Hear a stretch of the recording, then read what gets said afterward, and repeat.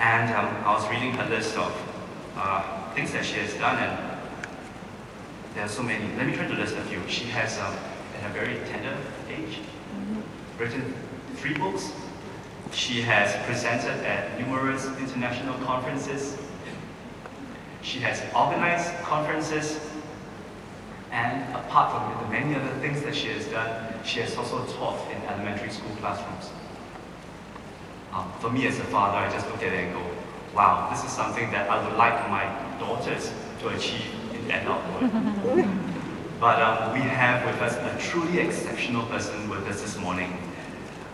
She's going to be reading a paper entitled The New Kids on the Block, Youth Digital Culture and Implications in Education. So let us put our hands together to have Najora come on stage.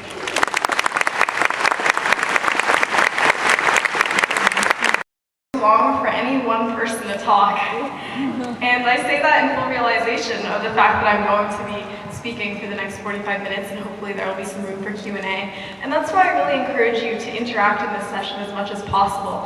There are microphones throughout the room, so if I ask a question, I really look forward to hearing what you have to say. I think that some of the best teachers realize that they have sometimes more to learn from their students than they have to teach. And in that way, I guess, whenever I look at a speech, I really want to think, what can I learn from the audience? And with an audience as distinguished as this, I don't doubt that it'll be quite a lot. Now, in thinking about how long the speech was going to be, I did some research on attention spans, and I also considered some anecdotal evidence.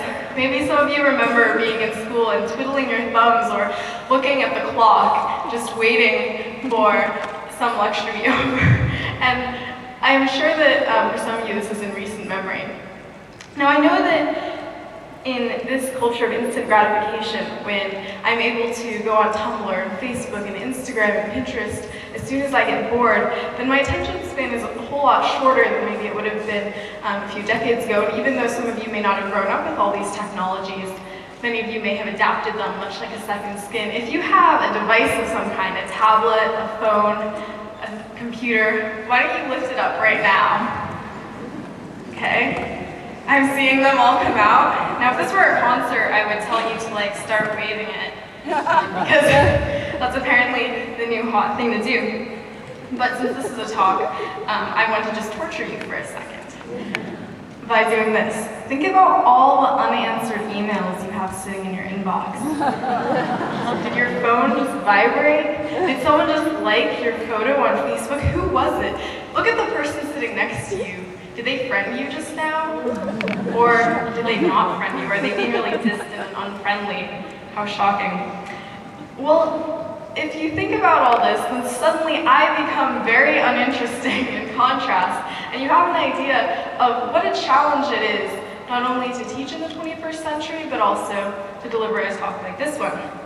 And so I've cruelly reminded you of all the digital distractions that you have in your hand, not because I want to make you feel bad about this, or because I want you to think, oh my goodness, technology is evil, let's just throw all these devices out, but rather because I want to embrace it.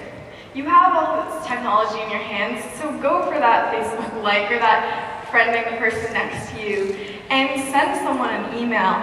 Even better, go on Twitter and tweet about this, quote something, and follow me at DoraSV, because I would love some followers from Singapore. I think that I'm okay with this because I see a lot of possibilities. We're all in this room sitting together, and think about the fact that you sitting over there could connect with someone sitting over there about a common interest, a thought about education or pedagogy, in a way that you wouldn't have been able to do. You can't just stand up and yell across the room, hey you. I mean, you can. It might be a little unorthodox. I've grown up in a world that's filled with 18-minute TED Talks. Raise your hand if you know what TED is. Seeing some raised hands. Okay, so Technology, Entertainment, and Design. It's an annual conference and a nonprofit that's launched several initiatives. They put on conferences featuring speeches from some of the world's leading luminaries, people like Bill Gates and Bill Clinton, Jane Goodall, and many others. They've used some of the most engaging strategies to make these very short talks that are fun and interesting and visually appealing. So what else do I have that is driving my attention in many other places? Well, an average teenager, someone like me, will log on to Facebook, will consume hours of media every single day, and will most likely be sharing every experience in some social manner. So if I go out and do something, pictures of that are going to end up online at some point or another. Recently I was in Japan, I also went to Malaysia, and already my photo albums from those trips are up online. So what does this mean for education? Well, again, as I said at the beginning of the talk, I hope that my attitude of really embracing where this can lead us as opposed to condemning it and trying to shut off technology, that this can be really helpful. So examples like blogging or using Twitter for language arts. I've talked to some teachers who are actually doing some really innovative things where they're getting students to practice being concise and using better word choice by utilizing online feedback and crowdsourcing. There are so many possibilities for what we can do with these devices that every single one of you, or almost every single one of you, has. Now, with so many different people and forms of media vying for my attention in a given time, I usually expect them to be just about the most interesting thing in the world if I'm going to pay attention to them. I only have to try to be interesting for 1 hour right now, but I definitely can imagine the intense struggle for teachers who have to do this 5, 6, 7 hours every day, multiple times a day. And it also made me ask, why do we still insist on a model that puts one person up at the front of the room talking, just delivering a set amount of content in a set time, when we know that this isn't instinctively how we learn?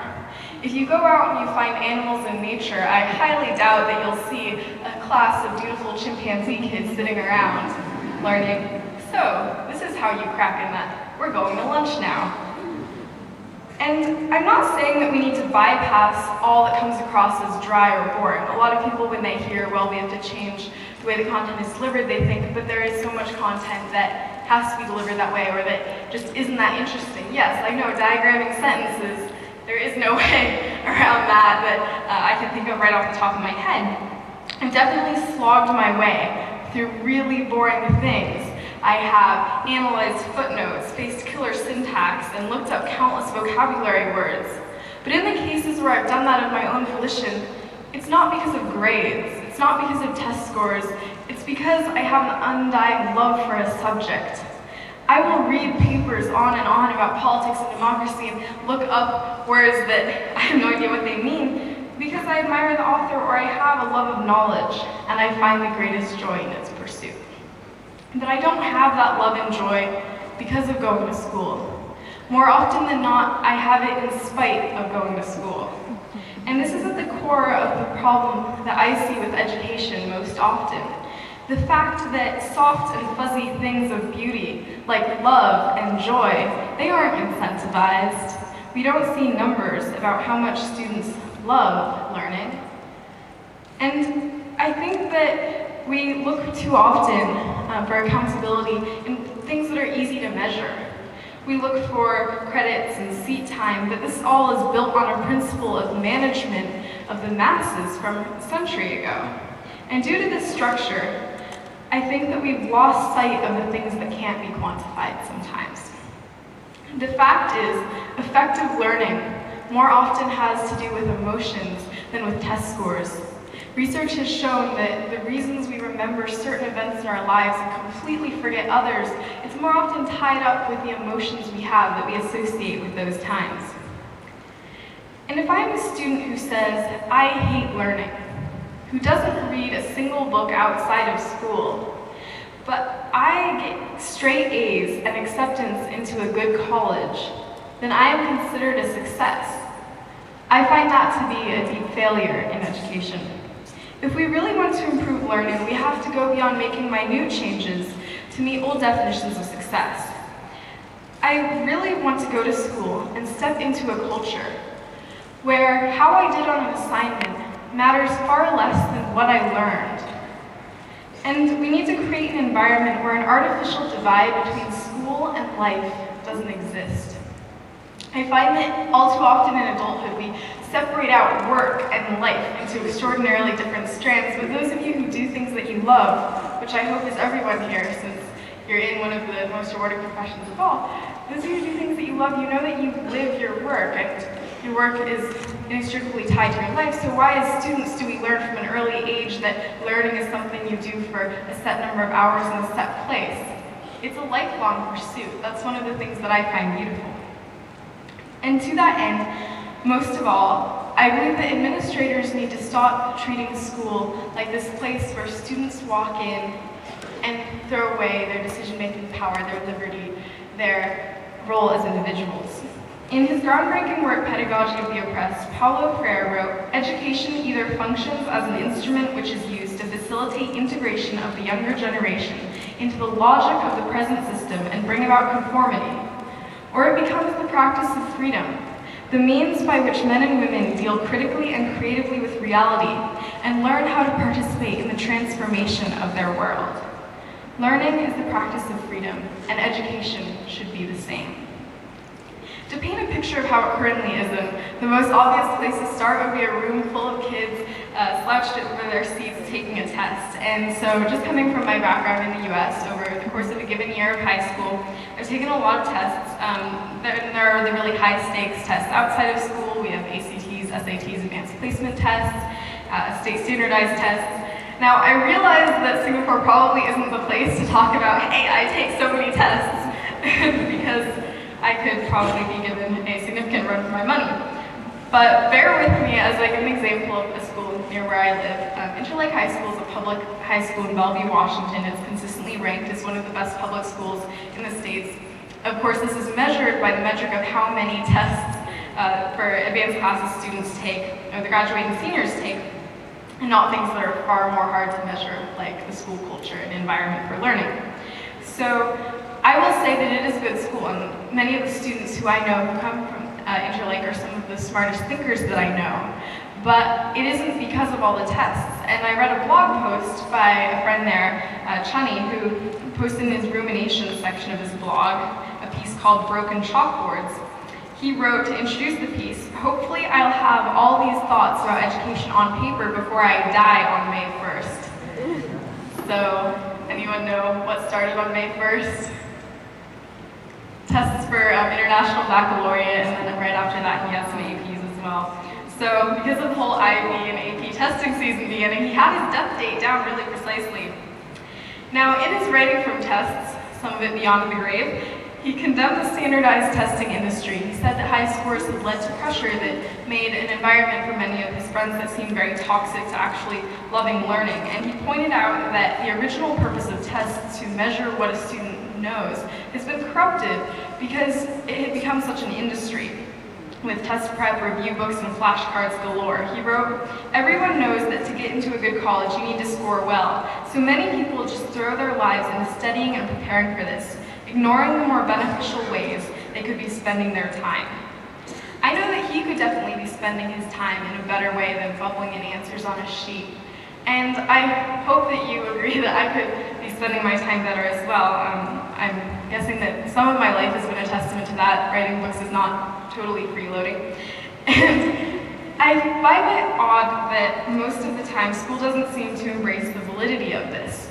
The idea that students like Chunny and me might have the authority or the wisdom to make some decisions about how we spend our time, that we might want to spend it on things that are equally valuable, if not more valuable, than taking tests or digesting a set amount of content. For instance, I'm here because I'm missing school. And I would say that over the course of just seeing the research this morning at the showcase and having the chance to meet some incredible researchers, I have learned more so far from many of you than I would in that given time sitting in French 3 or AP Lang. So I really don't regret missing school.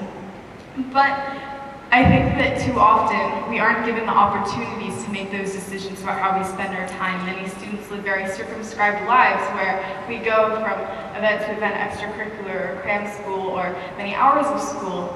And so that freedom to think about what am I passionate about, how can I explore, how can I drive my own learning, these are questions that we really need to ask and give students the opportunity to ask. In addition, if we place so much stock by having tools of measurement, we really need to realize that some of our most long-held practices may be counterproductive. I was very interested to read a study on intrinsic motivation by Mark R. Lepper, David Green, and Richard E. Nisbet at Stanford, and they conducted a field experiment with preschool-aged children on the role of extrinsic rewards in decreasing intrinsic motivation. They instructed the students to conduct target activities, and there were either expected, unexpected, or no extrinsic rewards. And they found that students in the expected award condition would show less subsequent intrinsic interest in the target activity than students in the other two conditions. Yet, the majority of the time, what school does is set up expected rewards for us as students. When I complete a task decently well, I get a sticker or a stamp or a grade. Competition and reward has also been shown to decrease creativity in many activities. In another example, children told that their artwork would be judged were doing far less adventurous things than those children who weren't told about judging at all. Indeed, the Hungarian composer and pianist Bela Bartok once said, "Competitions are for horses, not artists." So we know what doesn't work, but what does? Creativity is the widely touted engine of the future. I know that you all have heard the word creativity many times, and that's with good reason. It can pull us out of economic slumps and cure diseases. It's like the magic bullet that everyone has the potential for. And if creativity can be negatively affected by the involvement of competition for reward, the kind of situation that frequent testing and extrinsic rewards set up, then it's unsurprising that many countries, Singapore included, are moving to phase out the frequent testing and the steady diets of standardized tests that students have been fed for decades. I read a really interesting article in the ASA Journal of Scholarship and Practice, Singapore's Education Reforms, the Case for Unstandardizing Curriculum and Reducing Testing by Professor Sophia Tan. And she pointed to the government-launched trend of decreasing the number of tests that primary school students take and moving schools toward greater autonomy and emphasis on innovation. This is reflective of a larger trend and the realization that testing may produce excellent memorizers, people who can cram and prep for hours, but not such excellent innovators and game changers, because I know that I was hunched over a bubble sheet. I didn't exactly think that often about how to save the world. The path that Singapore is embarking on toward less testing and greater focus on real-world learning is an incredibly hopeful one. I was heartened by an article I read in the BBC about a group of students in primary school who were trekking outdoors to learn about science. They were in a learning journey in a park. And one student, Darren Holmes, said, "We are conducting a biopsy to find out why a bee, a fish, a bird, and a plant mysteriously die. Is it because of human actions?" They photographed evidence on their smartphones and tablets, and then analyzed it later and conducted more research. They soaked up facts on plant and animal species on their iPads. You know, to me, this is an amazing way to learn. I would love to go for a walk in the park to learn about plant and animal species, to learn about the impact of human actions on ecosystems, and it is far more interesting than sitting in a room and listening to a lecture. What's more, I have some emotional input associated with it, because when I'm actually out there, when I'm doing the work, I have excitement and I have the feeling of autonomy as well. So undoubtedly, that makes for better remembering. Students are using technology, like taking pictures of animal species on their iPads, in that one example. Blog would be another great example, in countless ways to have that real-world connection, to go beyond assessment that simply asks us to use what we remember. I would love to hear some of your examples on what are ways that your classrooms are using technology to emphasize innovation, or what are ways that you're giving students a chance to have hands-on learning. Any ideas? Very simple, worked really well. What are some of your ideas?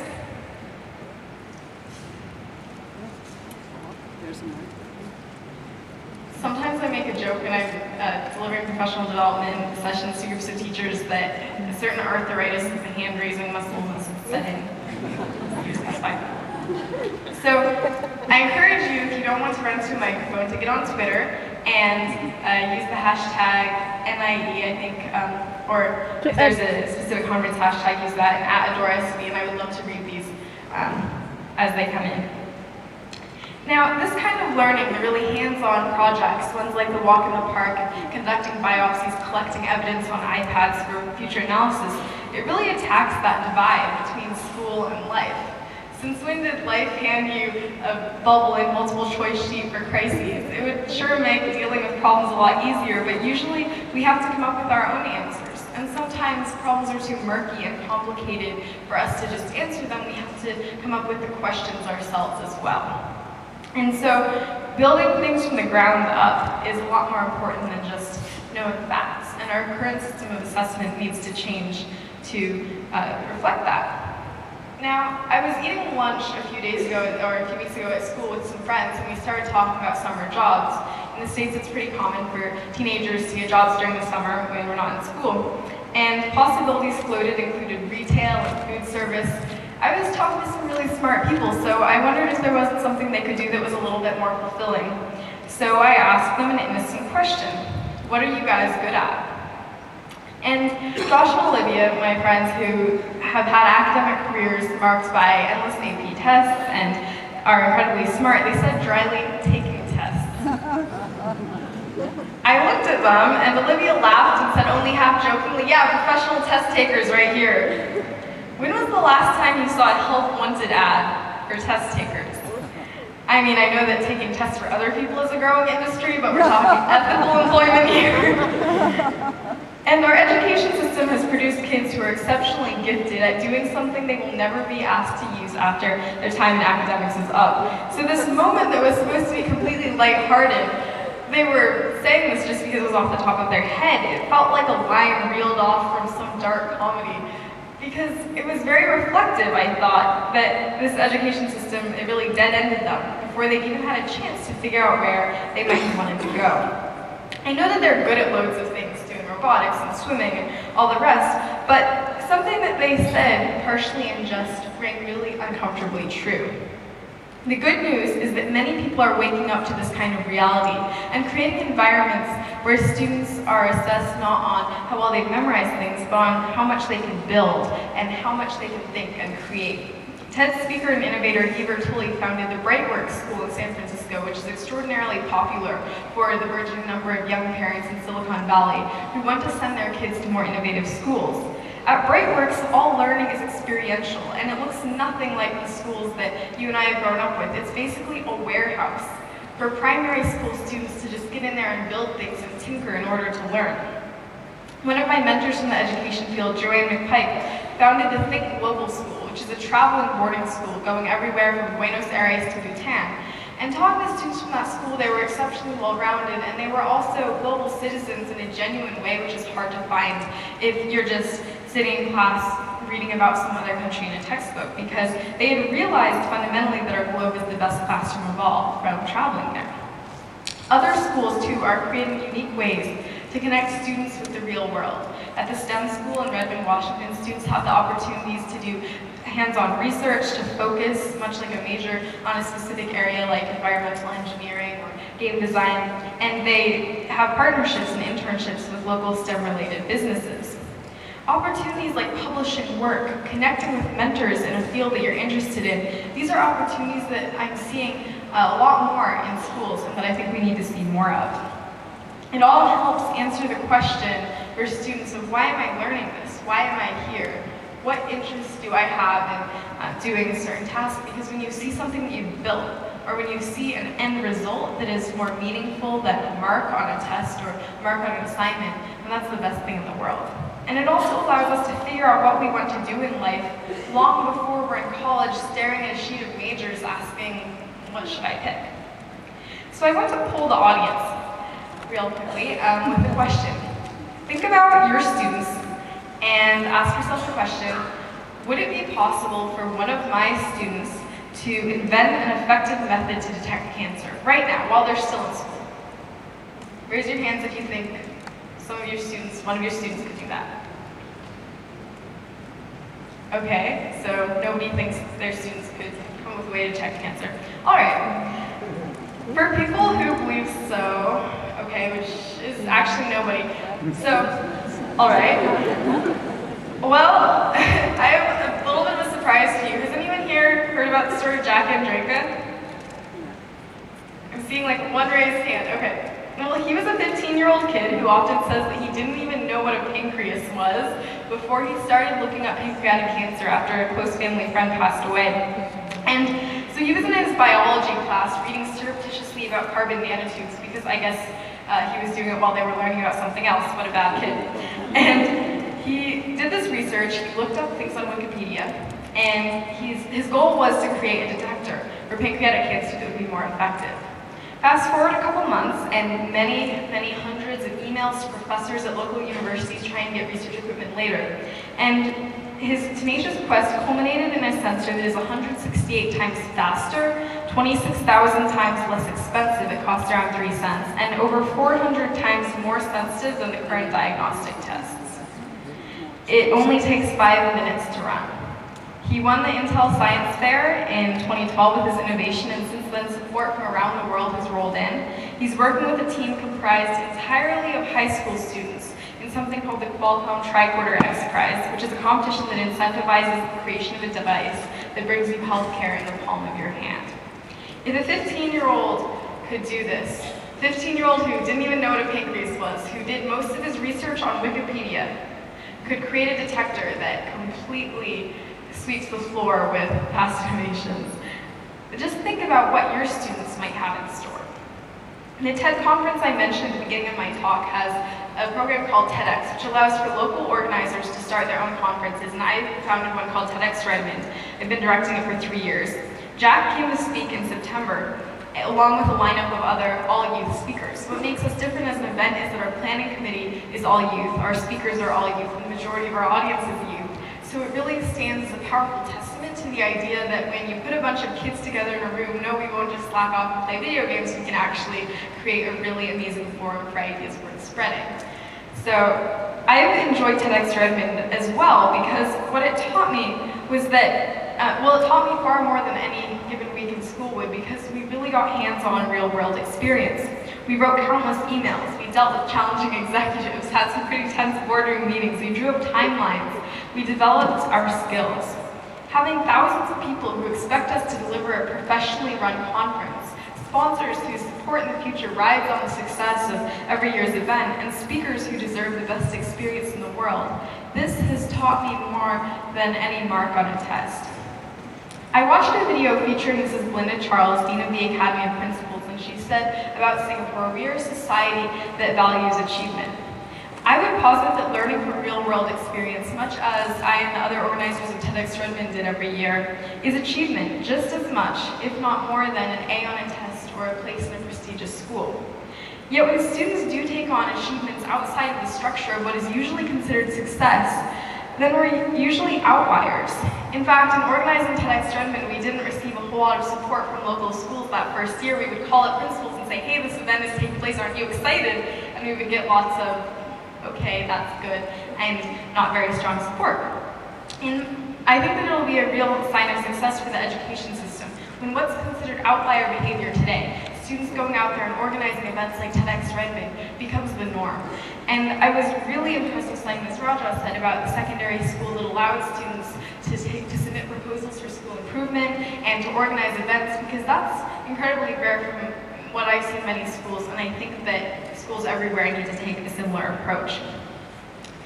In my case, I'm not just an outlier because I do a lot of things outside of school. While my friends are prepping for final exams, I get to be standing on this stage. But the fact that I'm on this stage is actually one of the exceptional things that makes me a very lucky rarity. At some conferences I've been, afterwards, someone will say to me, oh, it's so amazing to see a student voice represented here because of one student speaker like me. But in truth, it isn't enough to simply stop here, because this is an event that takes place once a year and I'm just one person. Until we have systems in place in every school internationally that allow students to feel like they have a way to speak up about their education, for instance, submitting proposals for school improvement, I think that was a great idea. To have this legitimate and respected contribution power. Until that time comes, then I will be just one girl with a microphone, one token contradiction, the student who has a voice among voiceless millions. With books and presentations and talk show interviews, it would seem that I've made a life out of being a co-exception. But progress needs solidarity, not superheroes, not exceptions. I'm so very thankful to be here because I'm one of the lucky ones. Over the course of 12 years of education, the majority of my peers will never have an opportunity to speak up about their education in the way that I have right now. But I don't want to be an exception. I don't want to be special. I don't want to be different. Because the truth is, I'm not. Raise your hand if you've ever heard a student say before, I hate school. Almost everyone. Raise your hand if you've heard a young person say they wish they could take fewer tests. Seeing some raised hands. Raise your hand if you've heard a young person say that they wish they were less stressed out. Many raised hands. They aren't any different from me, those students. All those statements, they've been echoed out of my mouth too. At the end of the day, what we all desire is what any people in a system where our destiny seems outside of our control desire. We want that freedom. We want a voice and the opportunity for self-determination to develop our own interests, have time to pursue things that may fall outside of the regular list of subjects in school. Both in Singapore and the States, I think that kids have very often had circumscribed lives. We do things that our parents or our teachers or other adults in our lives find meaningful. We do sports, or we do extracurriculars, or we go to parent school because that's what has been decided for us, that it'll better our future. But who knows what kind of innovations might rise up from the gaps in our schedules when we don't have something planned for us. What kinds of Jack and Dragas might happen because one of your students was reading Wikipedia surreptitiously or had an event that made them really want to change things. Right now, there are many students who are still stuck in the old model. Students who, if you asked them, would say, I prefer a fill-in-the-blank worksheet to some kind of unknown creative project because filling in the blank seems easier. But I can guarantee you that when change starts to happen, no student would want to go back to old ways of learning. Plato had his allegory of the cave, where people are in a cave and all they see is the shadows from the fire. That is their reality. And I think that so many students in education have only ever seen the shadows of what learning in school can be. Yet there are a few students who dare to point outside and find the allegorical sun, and when that happens, more will follow. This sounds really nice in a metaphor and an allegory, but imagine for a second that a student stands up in a class, maybe your class, and launches into a tirade about something they find ineffective or criticizes the pedagogy of a teacher. What would be your gut reaction? Raise your hand if you feel like it would be negative. Okay? Raise your hand if you feel like it would be neutral. Raise your hand if you think it would be positive. Seeing some raised hands. Okay, the majority of you did not raise your hand at all. Zero on participation right there. Just kidding. But I asked because this very scenario took place at an American high school when a kid named Jeff Bliss stood up and did exactly what I just said. And let's take a look at the video if we could. As skilled learners who can rely on our own critical thinking and judgment instead of young people who simply do what teacher told us. Although the learning model based on rules and hierarchy has been dominant for so many years in my schooling and yours, it doesn't have to continue. Knowledge and information in this digital age is no longer limited to certain libraries, to certain people's heads, or libraries or bookstores. It's on our fingertips and at our screens. Democratization of knowledge and information can completely transform the role of students and teachers. Of course, some people would question these comparisons because they ask, are students really capable of making the best decisions? Well, I feel like the best refutation of that idea that students aren't capable comes from the Independent Project, a project which happened in a school in the Berkshire Hills in Massachusetts, where a group of high school students convened to basically teach themselves. They learned by asking questions and doing research. Over the course of a 6-month period, they had read more books than the advanced placement language and composition class in their school had read in an entire year. Their success of that program, many of the students got into top universities like Yale and Oxford, it really shows that when students get together, it doesn't necessarily have to be, oh, we're just going to slack off. Because the love of learning is something that is so innate.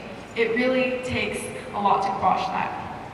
And so the Independent Project made a video. They received a lot of press coverage. You can watch the documentary about them, which is really incredible online. One teacher in the school said, students, they're not going to learn by themselves when she first heard about the project, and they definitely proved them wrong.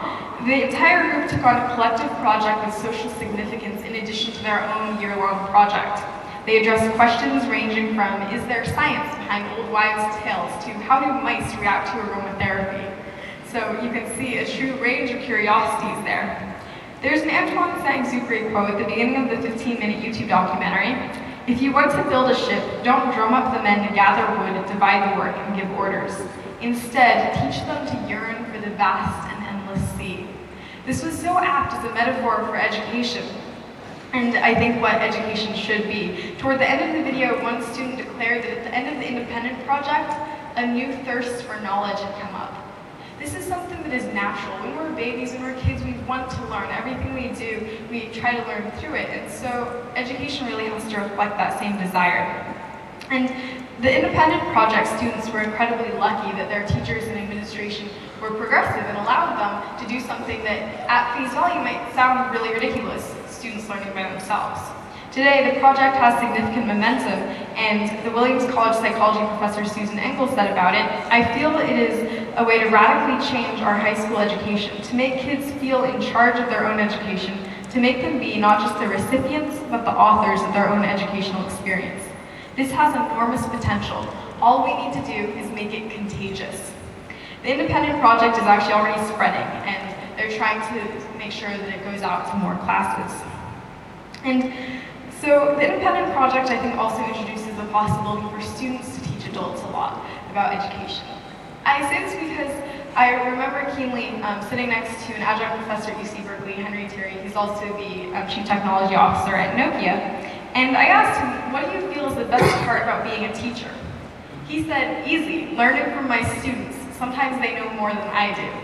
Which I found to be both a really humble and incredibly exciting answer from a man who knows so much.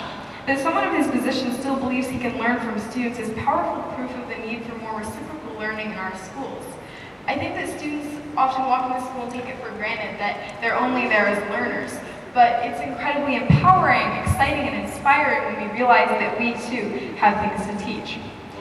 It's not intentional that student voices are repressed, I think. It's just often because of the absence of good channels for us to speak up. And so when it comes down to it, what I'm asking for from education is straightforward. I don't want to be ignored simply because, in the words of Jane Eyre, I am poor, obscure, plain, and little. Students may not be the biggest taxpayers. We may not be on the daily news, and we may be young, but we have curious souls and beating hearts, and most importantly, dreams that are not in suspended animation. So I exhort our schools to consider what our passions are, instead of asking us to postpone them. Again, that quote, education either functions as an instrument which is used to facilitate integration of the younger generation into the logic of the present system and bring about conformity, or it becomes the practice of freedom, the means by which men and women deal critically and creatively with reality and discover how to participate in the transformation of their world. I want to transform my world, and I hope that you don't find my statements about what we need to do in public education to be too presumptuous. I think that when anyone has said, as a student, I hate school, what they're really saying isn't so much, I hate school, it's, I want to see something changed in school. In truth, we love learning, and we love what education can be. It's just that loving something does not preclude changing it and wanting it to be changed. Ms. Raja discussed the paramount importance of education moving beyond the practice of simply receiving and delivering content. This and the topic of student empowerment made me think of a story from Greek mythology that I grew up with. Some of you might know the story of Prometheus. And so he lived up on Mount Olympus with the gods, but went to live amongst men. Quickly noticed that they were unhappy. They were starving and cold, hunted by wild beasts and one another. So he thought, if only they had fire. Without fire, they are worse off than the beasts. So he went to Zeus, king of the gods, and begged him to give fire to the people. I will not, said Zeus, not one spark will I share with them. Prometheus didn't answer, but he had his heart set on helping mankind. So walking by the seashore, he saw a tall stalk of fennel, and picking the stalk, he went back up to Mount Olympus, to Zeus's own domain, and from Zeus's lightning bolt stole a spark. And as he hurried back to his own land, he carried with him that precious spark hidden in the hollow center of the plant. A famous quote is that teaching is not the filling of a vessel, but the lighting of the spark. So I challenge you to ask yourself, who do you want to be? Zeus or Prometheus?